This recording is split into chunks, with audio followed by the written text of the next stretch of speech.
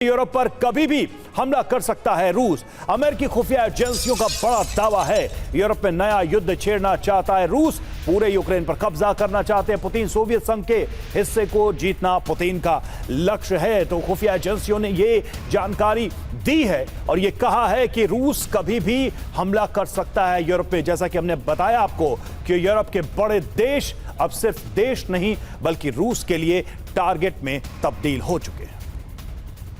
तो पुतिन ने साफ कहा कि हमें धोखा दिया गया। और देखिए रूस यूरोप जंग इन बातों के बाद से ऐसा लग रहा है कि तय है एक्सप्लोसिव पर्दाफाश। जी हां, अमेरिकी खुफिया रिपोर्ट क्या कह रही है? पूरे यूक्रेन पर कब्जे की तैयारी में है पुतिन। यूरोप से पूर्ण रूप से जंग चाहते हैं पुतिन और पूर्व सोवियत यूरोपीय इलाकों पर भी उनकी नजर है। रूस को यूरोप के लिए खतरा बताया गया है। पोलैंड और बाल्टिक देशों पर ज्यादा खतरा। बड़ी बात, यूरोपीय खुफिया एजेंसियां भी रिपोर्ट से सहमत हैं। यूरोप को भी आभास है पुतिन शायद आक्रमण कर दे, शायद ये बड़ी योजना जो है उसे जमीन पर उतारने की कोशिश करे। पुतिन का यूरोप प्लान क्या है, कौन कौन से देश टारगेट पे हैं, तो ये भी देखिए। यूएसएसआर का हिस्सा जो रहे हैं उन देशों पर पुतिन निशाना साधे बैठे हैं, जिसमें एस्टोनिया, लातविया, लिथुआनिया ये सब देश हैं।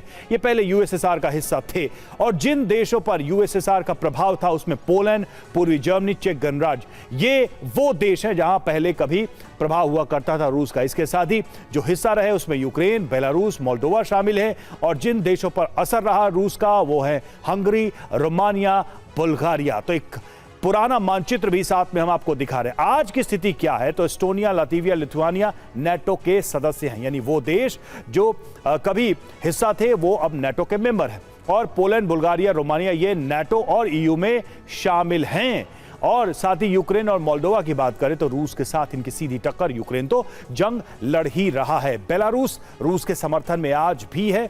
पुतिन के साथी की तरह लुकाशेंको खड़े हैं। हमारे साथ तमाम मेहमान जुड़े हुए हैं। ब्रजेश कुमार, डिफेंस एक्सपर्ट हमारे साथ, मेजर जनरल इस वक्त जुड़े हुए हैं और सुशील कुमार, पूर्व राजदूत हमारे साथ स्टूडियो में। मनीष झा हमारे साथ इस वक्त हमारे साथ मौजूद है, हमारे सहयोगी। मनीष, आप ही के पास आऊंगा।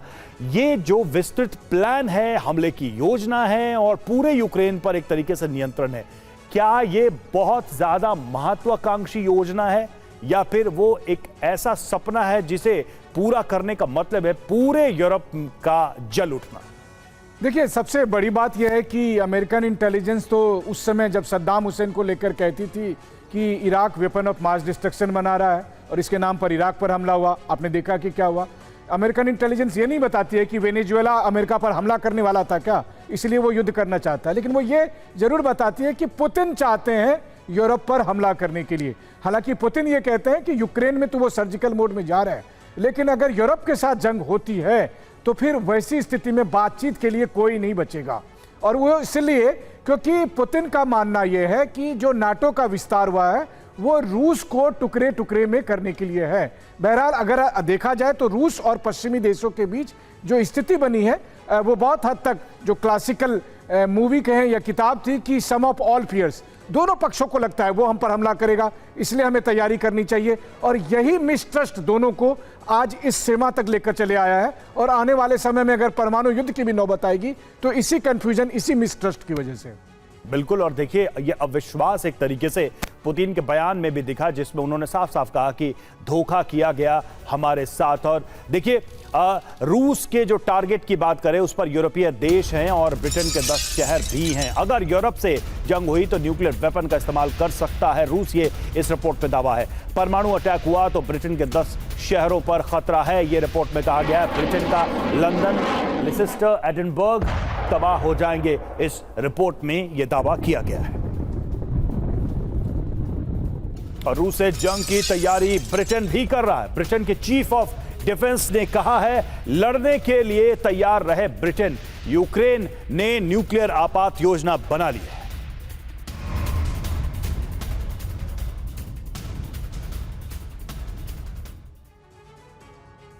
तो अगर रूस विश्व युद्ध 3 में न्यूक्लियर हथियारों का इस्तेमाल करता है तो ब्रिटेन के बड़े शहरों को कितना नुकसान होगा, एक अनुमान आपके सामने। और किन किन शहरों पर कैसा असर पड़ेगा ये देखिए।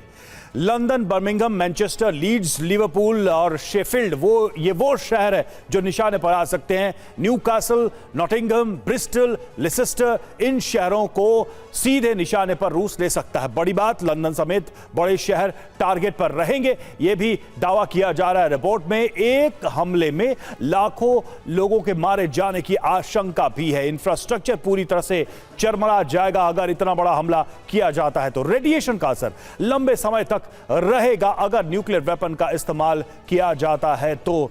ब्रजेश सर, कुल मिलाकर जैसा मनीष ने कहा कि रिपोर्ट्स तो आती रहती हैं, लेकिन अब बात यह है कि इतना तो पुतिन ने भी अपनी प्रेस कॉन्फ्रेंस में यह स्वीकार किया है कि वो खुश नहीं हैं, उनके साथ धोखा हुआ है। वो मानते हैं कि टकराव की स्थिति है और शायद अगर ये रुका नहीं तो वो बड़े कदम उठा सकते हैं।